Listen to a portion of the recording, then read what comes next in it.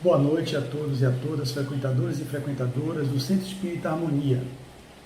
Estamos aqui hoje, mais uma vez, pela primeira vez nesse ano de 2021, um ano atípico para todas as nossas famílias, para todos aqueles que estão passando por esse movimento pandêmico mundial, em particular no Brasil.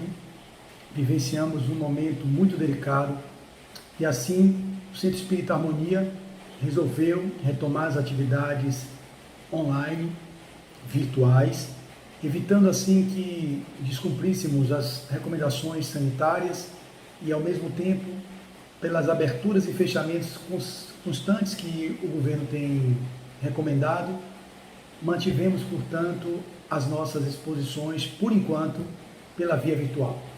Mas nesse momento, portanto, nós vamos iniciar com a prece, para que entremos em sintonia com as vibrações mais elevadas do nosso ser profundo, abrindo nossos canais de inspiração para que os benfeitores, os nossos amigos protetores, aqueles que nos assessoram nessa trajetória, consigam encontrar ressonância em nosso psiquismo, para assim levar a vocês as informações que sejam de melhor acesso e de bom grado para aqueles que nos ouvem. Divino Mestre Jesus, amigo, companheiro, inseparável em todas as horas, estamos aqui reunidos em Teu nome, rogando-Te a presença amorosa através dos Teus benfeitores e da Tua própria presença, para que consigamos desenvolver um trabalho que seja útil para aqueles que nos ouvirão. Na certeza do Teu amparo, damos por iniciado os trabalhos de hoje, dizendo assim: Pai nosso que estás nos céus, na luz dos sóis infinitos, Pai de todos os aflitos deste mundo de escarcéus, santificado, Senhor, seja o teu santo nome sublime, que em todo o universo exprime concórdia, ternura e amor. Venha a nós o teu reino de amor e de bondade, de paz e de claridade na estrada da redenção. Cumpra-se o teu mandamento, Senhor, que não vacila nem erra nos céus como em toda a terra, de luta e de sofrimento. Evita-nos todo mal, dá-nos o pão no caminho, feito na luz do carinho do pão espiritual. Perdoa-nos, meu Senhor, os débitos tenebrosos, de passados escabrosos, de iniquidades e de dores. Auxilia-nos também nos sentimentos cristãos a amar aos nossos irmãos que vivem longe do bem. Com a proteção de Jesus, livra nossa alma do erro, sob o mundo de desterro distante da Tua luz. Que a nossa ideal igreja seja o altar da caridade, onde se faça a vontade do Teu amor, assim seja, Senhor. Glória a Deus nas alturas e paz na terra aos homens e mulheres de boa vontade. Pois bem, o tema de hoje, ele foi retirado do livro Caminho, Verdade e Vida, obra esta psicografada pelo apóstolo Chico Xavier, do Espírito Emmanuel. E o tema que nós iremos fazer a nossa preleção foi o capítulo 141, intitulado Pior para eles. O que isso significa? Já o título já é um título bem contundente, né? Emmanuel tem uma característica que é de austeridade, disciplina, mas esse aqui foi um pouco mais, no meu ponto de vista, mais ainda bem contundente e para aqueles que leem pode perceber isso. Por isso que eu vou me debruçar sobre a leitura. É uma página curta e depois vou tentar aqui fazer algumas considerações sobre o que eu consegui captar desse versículo de Lucas que abre o capítulo. Pior para eles. Abre aspas. Então começou a dizer-lhes: hoje se cumpriu esta escritura em vossos ouvidos. Esse é um versículo de Lucas, no capítulo 4, versículo 21, que está dentro de um contexto maior, que eu vou ler também, que foi a visita de Jesus a Nazaré, sua cidade natal. E aí a mensagem diz o seguinte: tomando lugar junto dos habitantes de Nazaré, exclamou Jesus, após ler algumas promessas de Isaías: hoje se cumpriu essa escritura em vossos ouvidos. Os agrupamentos religiosos são procurados quase sempre por investigadores curiosos que, à primeira vista, parecem vagabundos itinerantes. Todavia, é forçoso reconhecer que há sempre ascendentes espirituais compelindo-lhes o espírito ao exame e à consulta. Eles próprios não saberiam definir essa convocação sutil e silenciosa que os obriga a ouvir, por vezes, grandes preleções, longas palestras, exposições e elucidações que aparentemente não os interessam. Em várias circunstâncias, afirmam tolerar o assunto em vista do código de gentileza e do respeito mútuo. Entretanto, não é assim. Existe algo mais forte, além das boas maneiras que os compelem a ouvir. É que soou o momento da revelação espiritual para eles.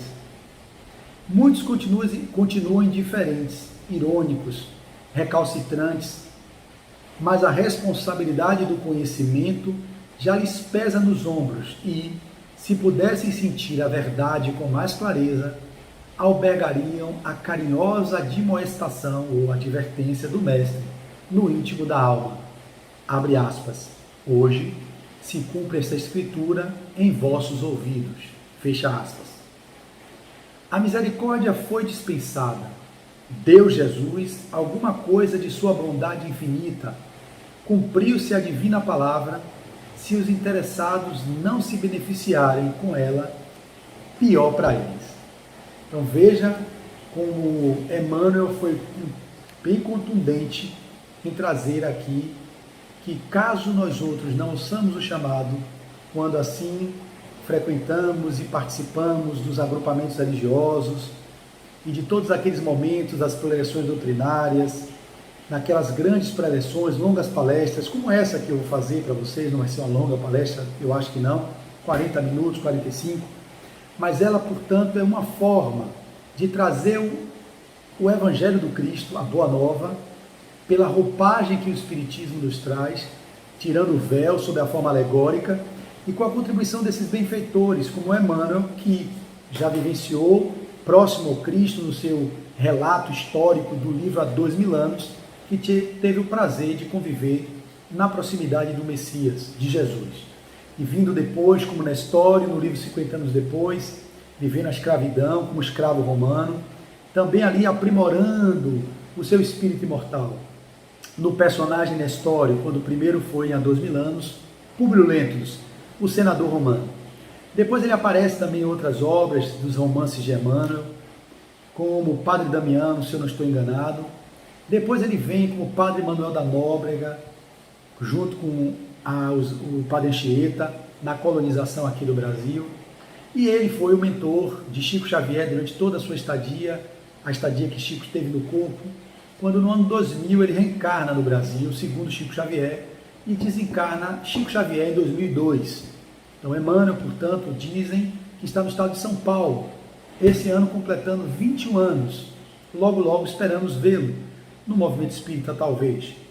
Então esse espírito, que é um espírito estudioso do Evangelho, ele traz passagem de Lucas, só que ele tem a capacidade de fazer uma síntese de um versículo em uma página, ele traz um desdobramento, que eu tive que ler umas 3 ou 4 vezes, e para isso eu fui no Evangelho de Lucas, para tentar compreender um pouco melhor o que é que desse versículo, o contexto de onde Jesus se pronunciava, dizendo, então começou a dizer-lhes, hoje se cumpriu essa escritura em vossos ouvidos.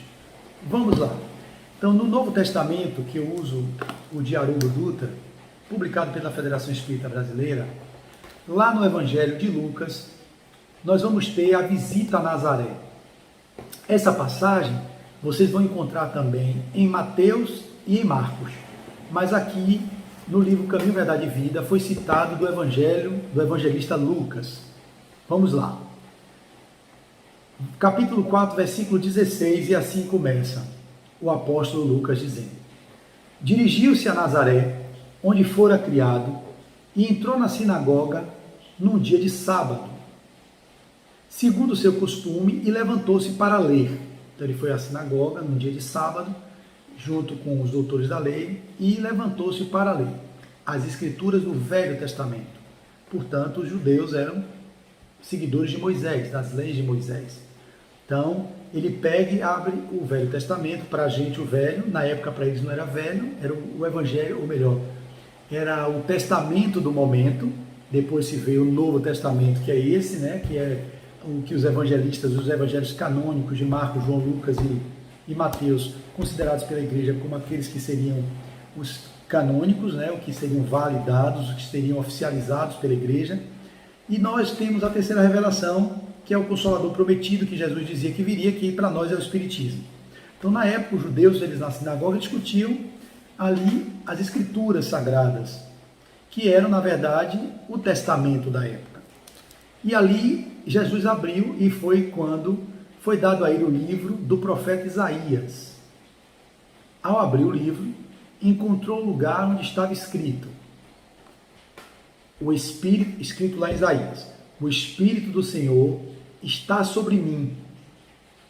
Por causa disto me ungiu para evangelizar aos pobres, enviando-me para proclamar libertação aos cativos, recuperação da visão aos cegos, para pôr em liberdade os oprimidos e proclamar um ano aprovado por parte do Senhor.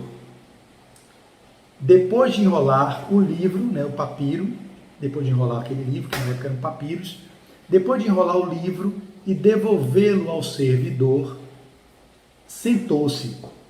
Imagine Jesus na sinagoga, no dia de sábado, vai lá na tribuna, levanta-se para ler, pega um papiro, cai ali a passagem do livro do profeta Isaías, ele lê essa passagem, ele entrega o livro àquele que era o servidor que colhia os livros, né, o papiro, para colocar no lugar adequado, e continua a passagem de Lucas. Depois de enrolar o livro e devolvê-lo ao servidor, sentou-se. Todos os olhos na sinagoga, ou seja, os doutores da lei, aqueles todos ali que estudavam as escrituras, todos os olhos na sinagoga estavam fixos nele, em Jesus. Agora vem a passagem que Emmanuel usa para fazer a descrição desse versículo no que foi lido no início da nossa preleção. E aí vem o capítulo 4, versículo 21. E aí diz, todos fixaram os olhos nele e começou a dizer para eles, Jesus, no caso, começou a dizer para eles, hoje se cumpriu esta escritura em vossos ouvidos. Então, acabou de ler uma passagem do livro de Isaías, que tem muito ali a ver com que ele, o Messias, que já era dito nos Velhos Testamentos, que viria para dar continuidade, né, ao que o Pai, o nosso Deus, que todos eles monoteístas, portanto, iria fazer cumprir aquilo que estava no Velho Testamento, para a gente velho, para eles o Testamento da época. Quando Jesus lê essa passagem de Isaías, ele está falando dele próprio, quando ele diz que o Espírito do Senhor está sobre mim, por causa disto me ungiu para evangelizar. Olha que interessante, é o que eu compreendi, né? Ele está lendo o livro do profeta Isaías, então ele está lendo isso que o profeta Isaías na época citou. E Jesus lê aquilo e fala dele próprio, Jesus, o Cristo, né? Jesus, o homem, o personagem, e o Cristo, o divino, né? O ungido. Então, o Espírito do Senhor está sobre mim, por causa disto me ungiu para evangelizar aos pobres e enviando-me para proclamar a libertação aos cativos, enfim, recuperação à visão dos cegos e por aí vai. Então, quando eles botam os olhos sobre Jesus, eles, puxa, o que esse homem está lendo? Aí Jesus vai e diz, hoje se cumpriu essa escritura, ou seja, o que está escrito lá do profeta Isaías se cumpriu, com a presença do Cristo, com a presença de Jesus ali na sinagoga, falando do que ele faria. Então essa escritura, hoje se cumpriu essa escritura em vossos ouvidos. E todos testemunhavam a ele e se maravilhavam das palavras de graça que saem da sua boca e diziam, eles, não é este o filho de José? José, né? O carpinteiro. Disse a eles, sem dúvida, me direis esta parábola, abre aspas, médico, cura a ti mesmo, fecha aspas. Todas as coisas que ouvimos ter ocorrido em Cafarnaum, faze também aqui na tua pátria, ou seja, na cidade dele, né? A visita a Nazaré, onde ele fora criado, ou seja, tudo aquilo que ouviam aqueles da sinagoga, que Jesus conseguia operar milagres, Falavam para ele, poderia fazer também aqui na tua pátria? E aí vem aquela passagem que a gente conhece, né? Que o filho de casa não faz milagre. Vem daqui, pelo meu entendimento, né? Então, aí vai, e disse, amém. E disse, Jesus, não quer? Amém. Vos digo que nenhum profeta é aceito em sua pátria. Como convive ali naquele meio, é como se as pessoas não dessem credibilidade. É preciso sair de casa e fazer milagre, entre aspas, em outro lugar. A gente também vê muito isso no nosso cotidiano. Eu sou uma pessoa que tem uma família. Na minha família a gente fala algumas coisas, recomenda algumas coisas da área que a gente aprende, da saúde, né? E a gente não é ouvido. Às vezes a mãe, o pai, o irmão, a irmã precisa ir a um para o outro profissional, para que o profissional diga a mesma coisa que nós dissemos, mas aí o outro dizendo tem um peso maior. Aí a pessoa escuta.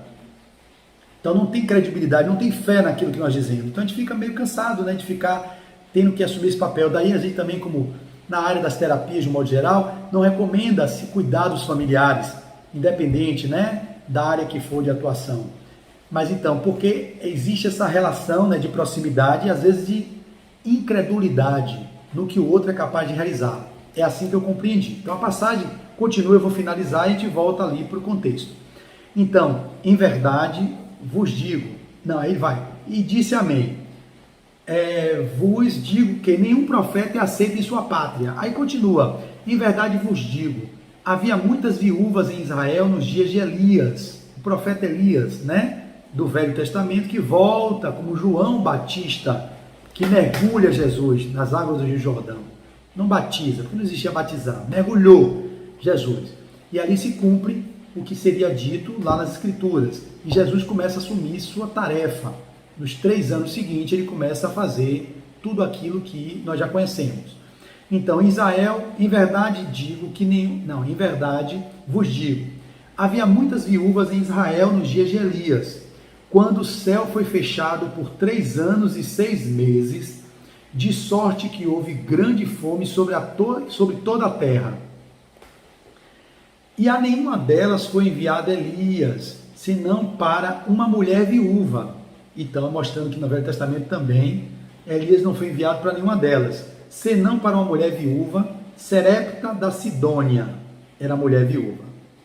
Havia também muitos leprosos em Israel, no tempo do profeta Eliseu, que eu aqui agora, não sei se devo falar, mas eu vou falar, porque se está escrito num livro, isso até me deixou um pouco assim curioso. Estou com vontade de conversar com o Djalma Golo, com a Adenauer, que são estudiosos, né, hermeneutas do Evangelho, e que conhecem o Evangelho a fundo, e com o André Luiz Peixinho. Estou contando as horas para estar presencialmente com o Djalma, que conhece muito, com o nosso querido Adenauer Novaes e com o André Luiz Peixinho. Esses 3 nomes aí para mim são fundamentais para me dar essa explicação, porque eu sei que os 3 leram Autobiografia de um Yogi, de Paramahansa Yogananda, discípulo de Yuktesa, e Yuktesa que era discípulo de Larima Hassai, que era discípulo de Babaji. Vocês não vão saber o que é se não leram, mas se quiserem ler, é um dos livros mais profundos que eu já li. E para vocês terem uma ideia, é o único livro que Steve Jobs tinha no seu iPad. O único. De todos os livros aí publicados, o único que ele tinha no iPad dele era esse livro, Autobiografia de um Yogi. Que eu sei que a Adenauer gosta muito, já comentou, já citou, Djalma também, com certeza, e André Luiz Peixinho, eu convivo com ele há 20 anos lá na Federação Espírita, ele falava muito de Yogananda, que é da Self-Realization Fellowship, que trabalha com a Kriya Yoga, que é um modelo de yoga que é muito interessante. Então, como o Espiritismo dialoga com todas as vertentes, lá nesse livro, que eu estou lendo parcimoniosamente desde janeiro, lendo todas as manhãs, uma parte, é um livro de 500 e poucas páginas, de uma densidade muito grande. Lá eu encontrei uma passagem que falava disso, de Eliseu e de Elias, porque o Yogananda estudou muito sobre Jesus, e ele estudava os evangelhos, citava, tem livros escritos sobre Jesus, a Yoga de Jesus. Eu acho que eu até tenho esse livro aqui, vou até pegar para ler, quando eu acabar a autobiografia de um Yoga. E lá ele vai falar sobre Eliseu. Aí as pessoas não comentam, eu não estou dizendo que seja verdade, porque tem muitos relatos lá que vocês veem que eu estava lendo o capítulo agora, Santa Neumann, uma santa alemã, salvo engano, que fazia toda sexta-feira as chagas do corpo dela, ela vivia todo o martírio que Jesus viveu. De quinta-feira da paixão, quinta de noite, meia-noite, até 1 hora da tarde de sexta, ela vivia todos os martírios, era sangue vazando dos olhos, na coroa de espinho do Cristo nela sangrava, nas mãos abriam-se chagas e ela ficava ali no processo de viver o chamado Calvário do Cristo. Todo aquele período, um dia ia um pouco mais até a ressurreição, no outro momento ela ia um pouco menos, mas ela toda sexta-feira durante sua existência ela vivia esse processo e muitas pessoas do mundo inteiro iam visitar essa Santa Neuma, para poder ver esse processo de martírio que ela passava, reproduzindo o martírio que o Cristo viveu. E Yogananda foi visitá-la. Yogananda é um yogi, né? Todo mundo deve conhecer. E ele foi ver, queria presenciar esse martírio, pediu autorização, ela permitiu, e ele viveu tudo de perto. E ali ela dizia a ele que ela comia apenas uma hóstia por dia durante os 10 anos últimos. Ele perguntou, é verdade? Que tamanho é essa hóstia? Eu achei graça. Porque podia ser uma hóstia desse tamanho. Ela falou assim, da finura de um papel e do tamanho de uma moeda. A hóstia que ela ingeria todos os dias. Portanto, o estômago dela fechou e ela já não tinha excreções. Apenas essa hóstia porque era tipo ungida, né? Como se fosse um ritual. Nesse movimento, portanto, ela simplesmente, eu estou trazendo esses fenômenos que a gente lê no livro, vários fenômenos que parecem que minha esposa, quando eu leio para ela, falou, nossa, meu amor, isso não é ficção não. Eu também achava que era ficção quando eu praticava yoga com meu mestre, meu professor de yoga, que falava, eu digo, que viagem, Babaji vive até hoje. Hoje com o espiritismo eu compreendo como isso se dá de outras formas, mas é que a sabedoria hindu, ela tem uma responsabilidade no livro A Caminho da Luz muito grande, com o movimento de espiritualidade, com o movimento das coisas que são místicas, né? Tem um compromisso com muitas raças, né? Que a gente vê lá no livro A Caminho da Luz de Emmanuel também, que não é o escopo da nossa fala, mas é interessante trazer aqui como curiosidade para vocês, porque eu vou falar de algo que agora pode ser contraditado, mas eu recomendo que vocês vão na fonte, dê uma lida e depois traga para o debate. Ele vai dizer que Eliseu era Jesus. E aí eu queria saber, porque Elias era João Batista, portanto, que volta, e Jesus voltou e disse que no velho ele era Eliseu. Eu não sou a pessoa adequada para falar sobre isso. Eu sei que Jesus foi o governador planetário, eu sei que Jesus ele participou do processo de construção do globo terrestre, eu sei, como espírito puro, junto com outros engenheiros siderais, com outros espíritos de outras galáxias, espíritos puros iguais a ele, tudo isso é sabido. Mas para a gente a encarnação de Jesus na Terra é aquela que se deu há 2020 anos atrás. Mas Yogananda traz essa informação no seu livro, Autobiografia de um Yogi, um dos livros mais lidos do mundo, como Eliseu, o profeta Eliseu tendo sido Jesus, que foi já coligado. Ele tenta explicar uma passagem de Nicodemos com João Batista, aquela passagem ali do Novo Testamento, mostrando que o Eliseu que ele fala era o próprio Jesus, que já era discípulo de Elias, ou seja, de João Batista. Então, quando volta que João Batista faz o mergulho nas águas, era o próprio Eliseu, que já tinha convivido antes com o Elias. Olha que coisa, é só uma digressão, mas isso aqui serve até para levar o debate a posteriori. Vocês que nos ouvem aqui, obviamente, tem pessoas que são neófitos, ou seja, iniciantes do movimento espírita, não vão compreender, mas a gente, como o espiritismo é uma doutrina aberta, livre pensamento, a gente não tem que nada de ficar, a gente tem que pesquisar mesmo, o espírito curioso, científico, de investigação, e aquilo que serve a gente traz, o que não serve a gente deixa. Isso não vai mudar muita coisa, mas foi uma curiosidade que a mim me impactou. Eu ouvir isso, eu nunca tinha visto escrito em lugar nenhum, ver isso me fez eu refletir, será? Jesus já havia vivido antes aqui, como Eliseu, conviveu com João Batista e depois volta, e aí João Batista, na verdade que era Elias, volta, faz o mergulho dele nas águas, ele segue a sua tarefa. Então, Djalma, Adenauer e André Luiz Peixinho, vocês são as pessoas que vão me falar um pouco sobre isso. O que é que vocês têm de percepção disso? É apenas uma fala de alguém que não tem verdade absoluta, mas ele falou isso e como ele é uma pessoa que tem um peso, o Yogananda, naquelas pessoas que leem sobre espiritualidade, que é uma coisa que a gente olhar para o que ele quis dizer com isso, né? E ele vai dizer, havia também muitos leprosos em Israel no tempo do profeta Eliseu, e nenhum deles foi purificado senão Naíman, o Ciro. E todos na sinagoga, ouvindo essas coisas, Jesus falando sobre isso, né, se encheram de ira.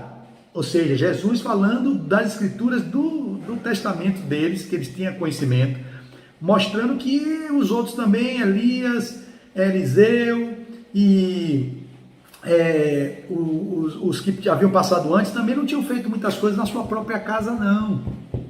Um só fez uma cura de um leproso, purificando. Um foi o leproso, né?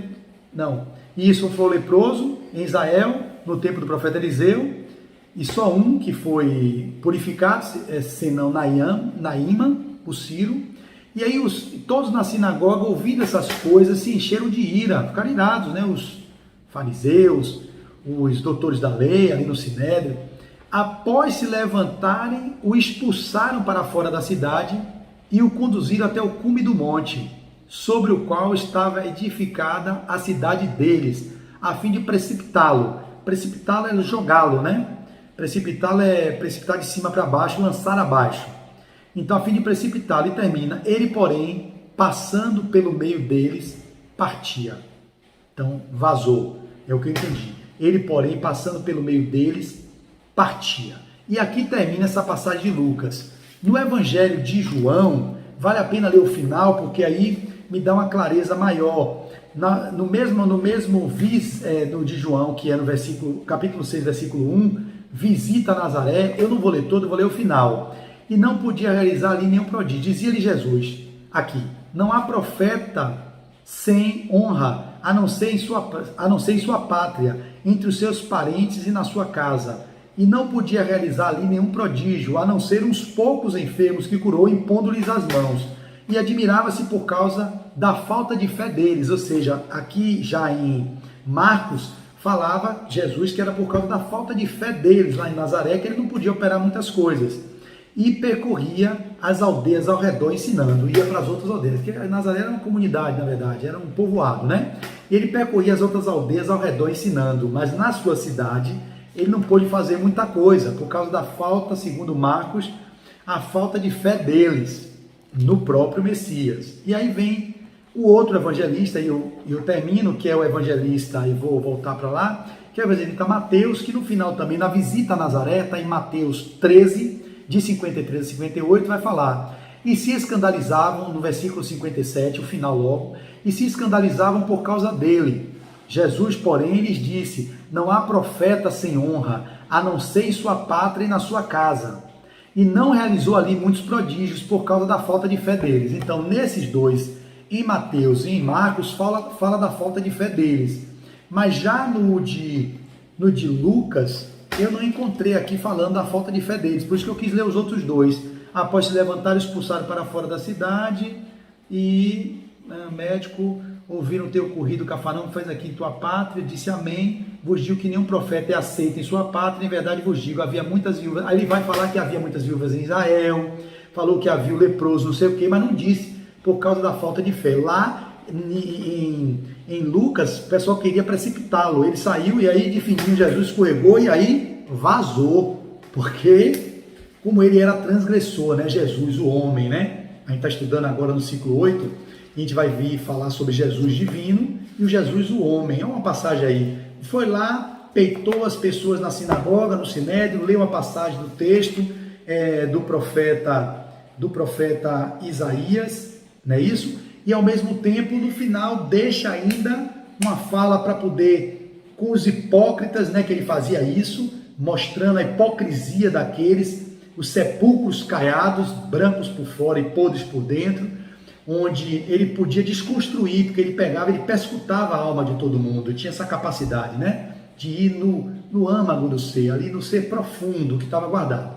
Então essa passagem é para contextualizar o que Jesus estava passando. Quando ele cita o Emmanuel, esse trecho, então começou a dizer-lhes: hoje se cumpriu esta escritura em vossos ouvidos.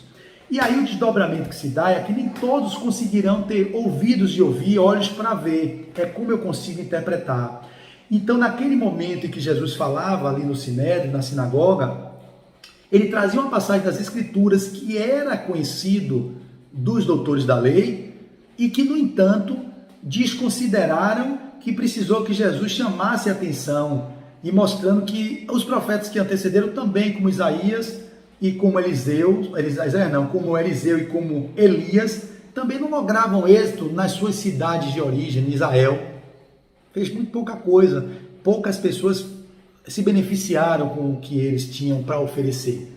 Então Jesus faz uma defesa, mostrando que eles não conhecem, ou que eles estavam só apenas querendo pegar Jesus no contraditório, estavam procurando Jesus, e aí tentando de alguma sorte fazer isso. Então, aí transpondo isso para aqui, para o texto de Emmanuel, com uma pequena passagem, a gente esquece um pouco aqui Lucas e vem para o contexto da nossa vida atual.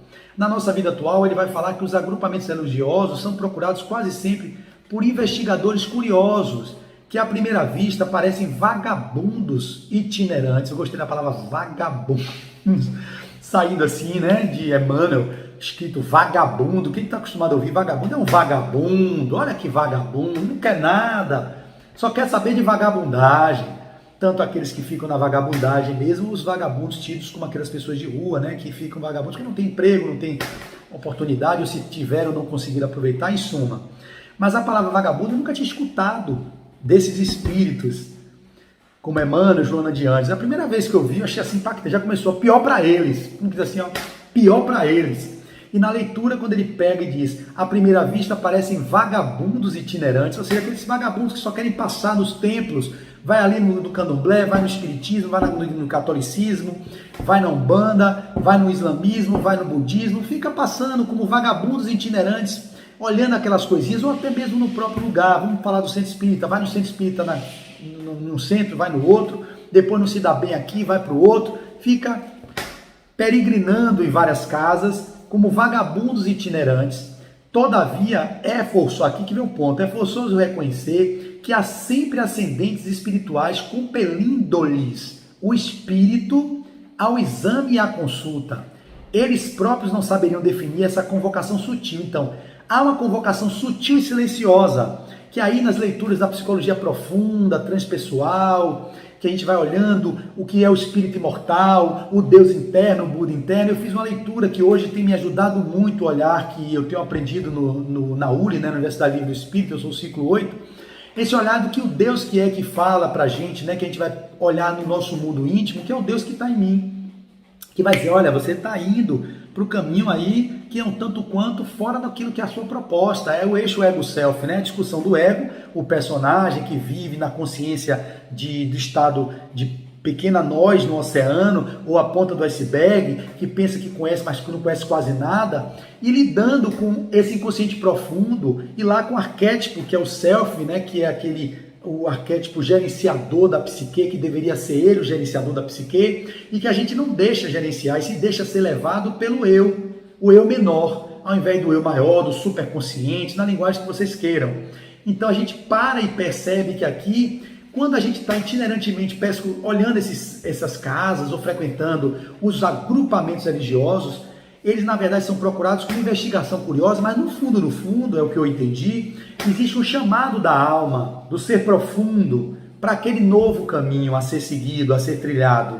E ele não percebe, ele fala de mim, portanto, de nós mesmos. Quando eu falo ele fora, eu falo de mim, da gente, né, como um todo. Nós não percebemos que ali há um chamado que está sendo ali finalizado. Vai, Flávio, começa a participar dos agrupamentos, grupo de autoconhecimento, grupo de estudo, vai estudar sobre sua condição de espírito imortal. Vamos fazer a trajetória para o mundo íntimo, a viagem insondável de si a si mesmo. Vamos perscrutar a alma para encontrar a verdade, que a verdade vos libertará, mas a verdade não está fora, a verdade está dentro.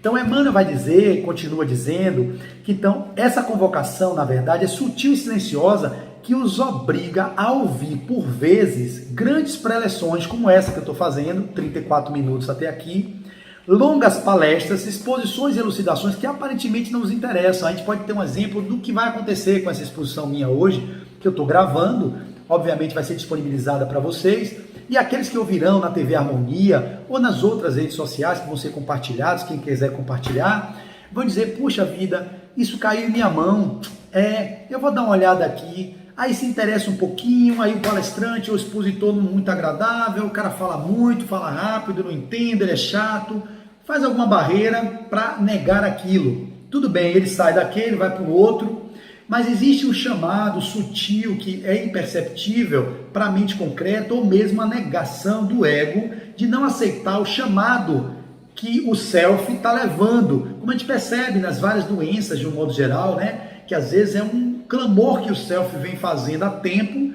para que ser escutado, o ego não ouve, esse diálogo não se dá, e o ego que é o mordomo, ele quer se apropriar da psique, quer ser o gestor, gerenciador, mas ele é apenas um mordomo. O mordomo tem sua função, mas quem deve gerenciar é o dono da casa. O dono da casa é o arquétipo divino, é o arquétipo da gente, que é o self, que é o espírito imortal, que deveria gerenciar tudo isso.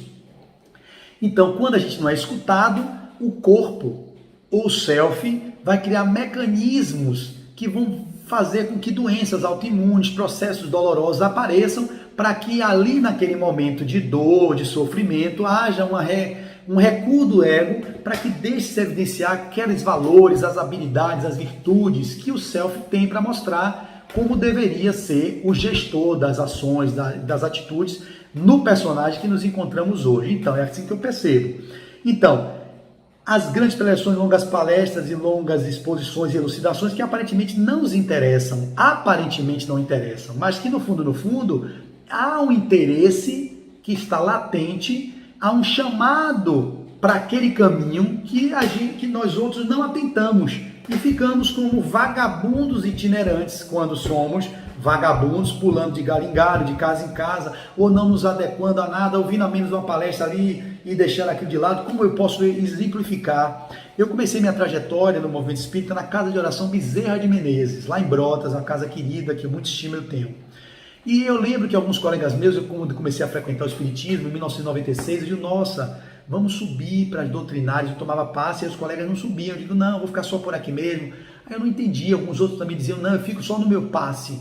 Aí eu perguntei por que não, porque se eu subir, eu vou ter informações que eu vou receber lá nas preleções, nas exposições, que talvez essas preleções, essas exposições trouxessem aquilo que eles precisavam, que é o acesso à informação, que ajudaria no processo de aprofundamento, de autoconhecimento, autodescobrimento, autotransformação e a consequente autoiluminação.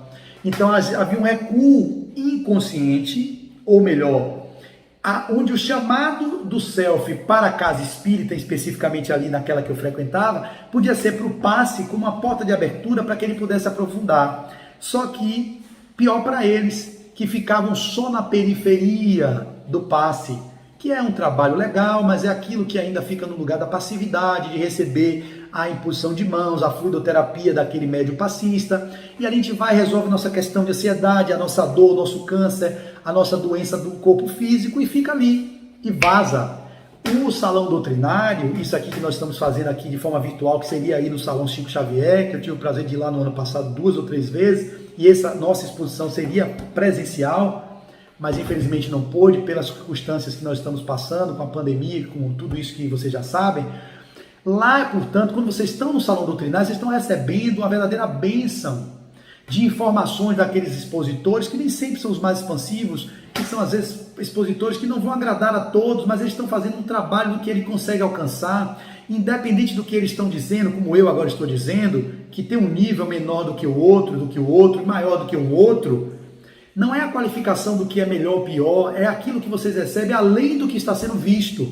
O que está nos bastidores, o trabalho ininterrupto dos trabalhadores da casa invisíveis, que estão ali fazendo a retirada de alguns irmãos que já estão aptos a serem levados para a mediúnica, aqueles outros que estão em sofrimento, que estão impregnados no nosso campo, imantados psiquicamente, e que numa preleção doutrinária eles se beneficiam com a escuta, tanto ele que ouve quanto você que ouve, você levando isso para a sua vida, incorporando esses hábitos, esses valores que estão sendo trazidos pelo expositor, e que ali também há um movimento de conexão, que você pode ampliar seu estado de consciência, captando melhor o que está sendo dito pelos expositores, os facilitadores. Vocês vão criando novos caminhos de acesso a esse saber profundo, através daquelas informações. Quando alguns outros se aprofundam, vão em casa, vão dar uma lida, vou pegar aquilo que Flávio disse agora sobre o evangelista Lucas, a visita a Nazaré, vou comparar com o de Marcos, vou comparar com o de Mateus.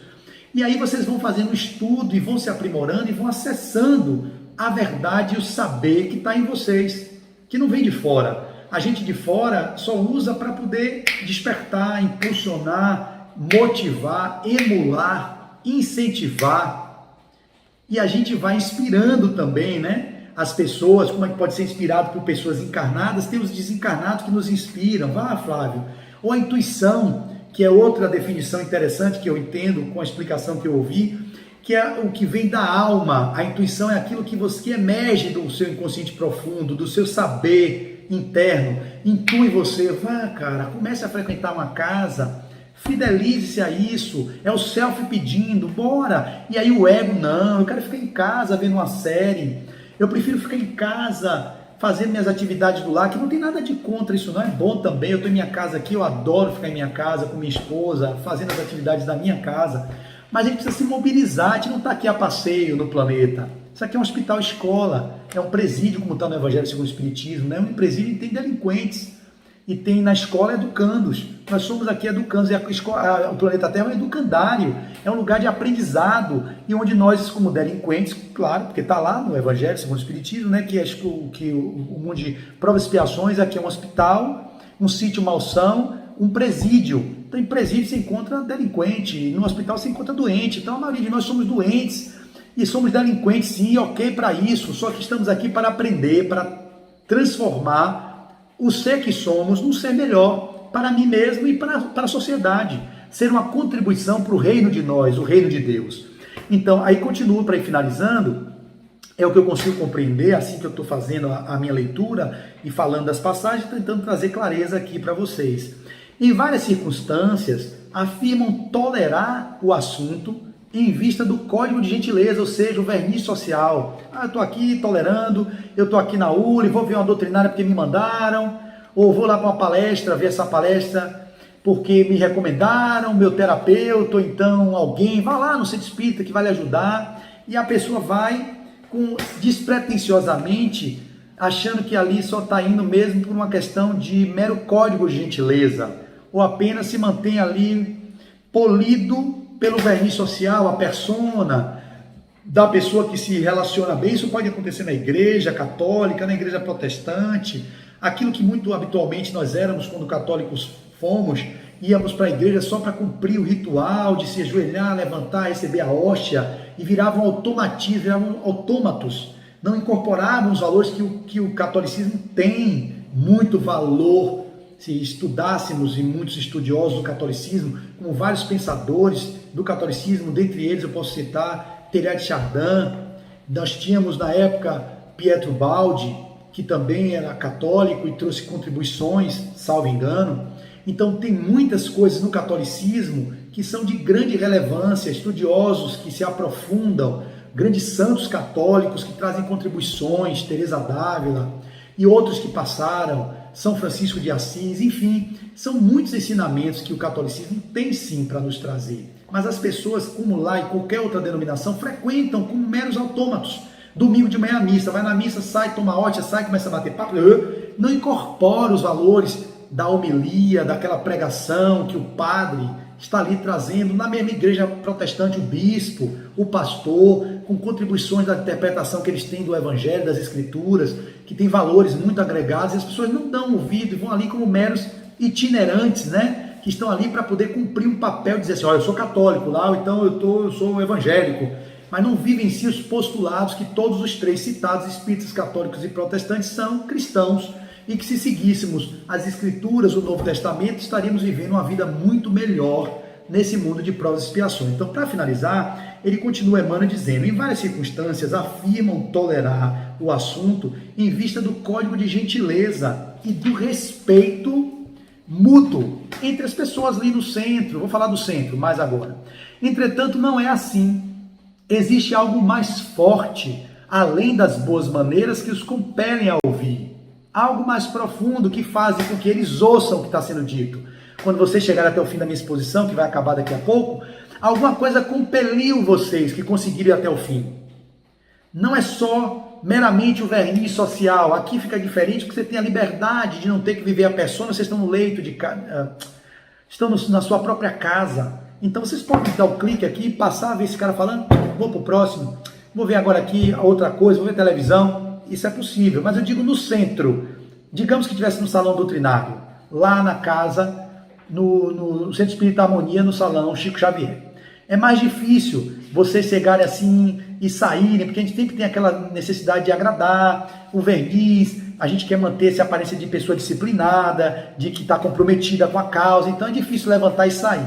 Então, existe algo mais forte no fundo, além das boas maneiras que os compelem a ouvir, a ficar até o final.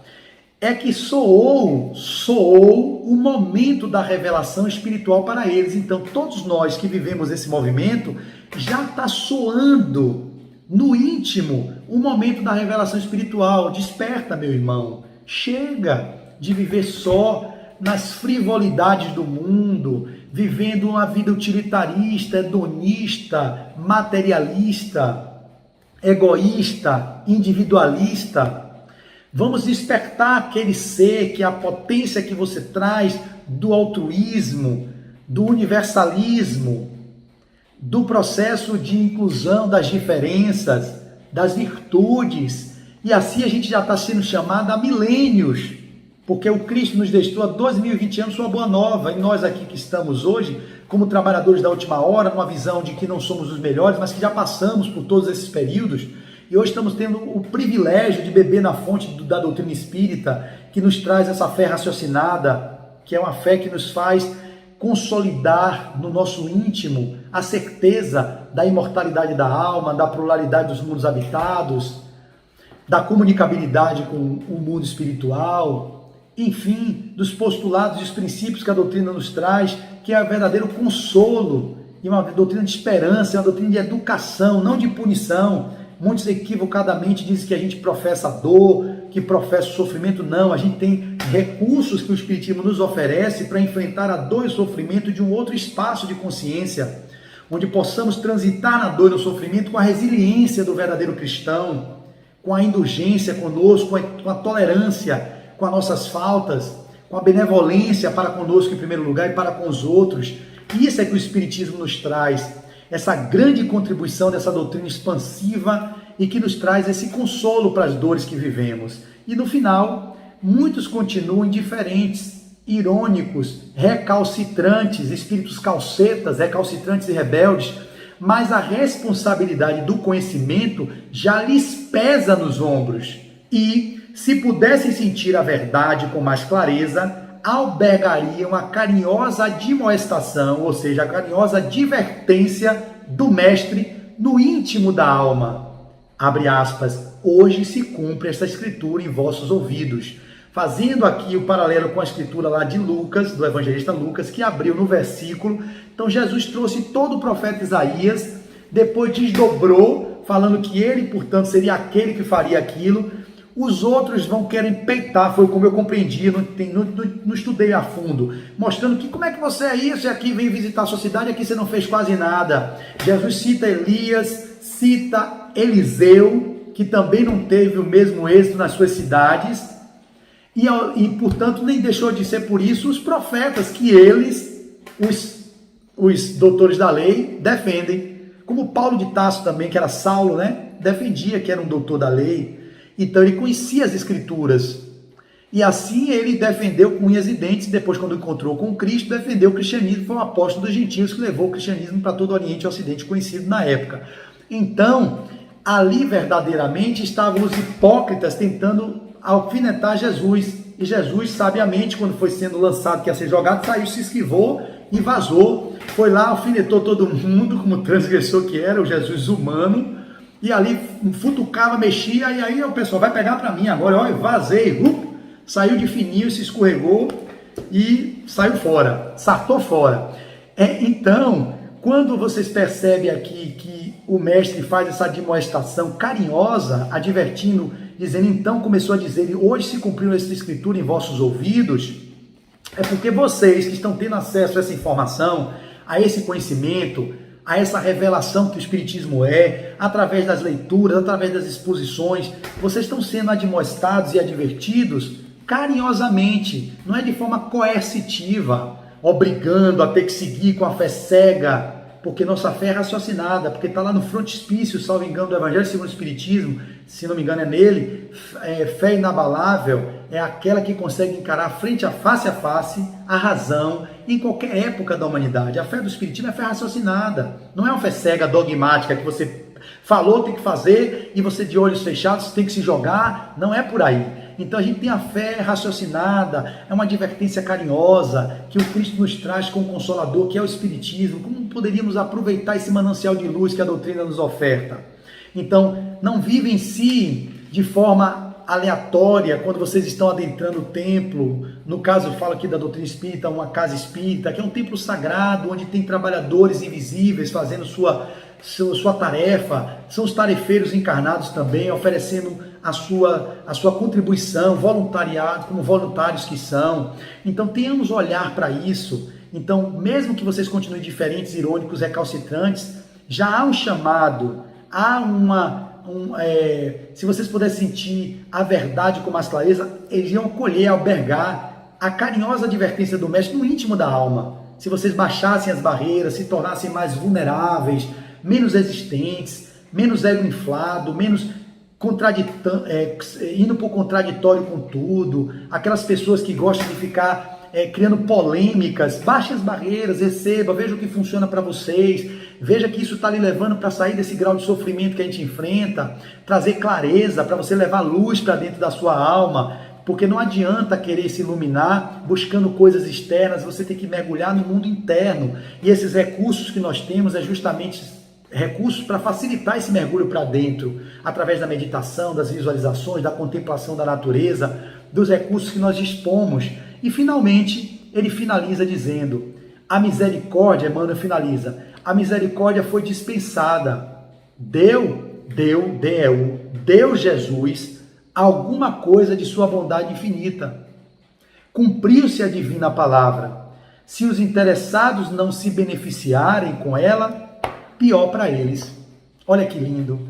E aí fecha. Por isso que o título é pior para eles. Então, se os interessados não se beneficiam com ela, pior para eles. Porque Jesus ofertou de si mesmo, se ofertou em holocausto, se ofertou em holocausto, em sacrifício, quando foi ao madeiro, se permitiu ser crucificado como homem humano, e o divino Cristo mostrou que é possível amar. E ali ele se deu em amor puro para a humanidade e demonstrou que é possível amar. E ao se dar, ele se deixou uma boa nova, que não escreveu, ele deixou a boa nova, que é o Novo Testamento que os evangelistas nos trouxeram.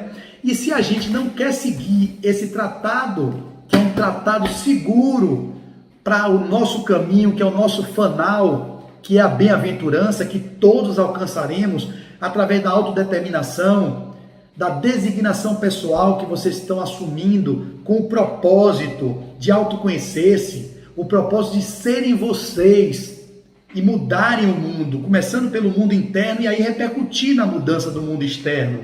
Assim a gente conseguirá, recebendo esse presente, essa dádiva, como foi dito, que Jesus nos se deu em bondade infinita, cumpriu-se a divina palavra dele, mostrando que ninguém morre, ele demonstrou a imortalidade da alma, trazendo aos apóstolos a sua materialização. Então isso foram exemplos que nós não podemos jamais esquecer, cabe a gente seguir, e se nós não queremos seguir, pior para eles, ou seja, pior para nós, como ele finaliza, pior para a gente. Então eu prefiro segui-lo, mesmo claudicante, ainda titubeando, mas tendo o meu objetivo, que é o roteiro, Deus no meu coração, Jesus na minha vida, e o evangelho dele como roteiro seguro. Deus no meu coração sou eu mesmo, que sou um Deus interno, o Deus que está imanente e que vai se tornar transcendente à medida que eu conecto com esse divino que habita em mim. Jesus, o modelo e guia, que nos trouxe a referência de que é possível voltar para dentro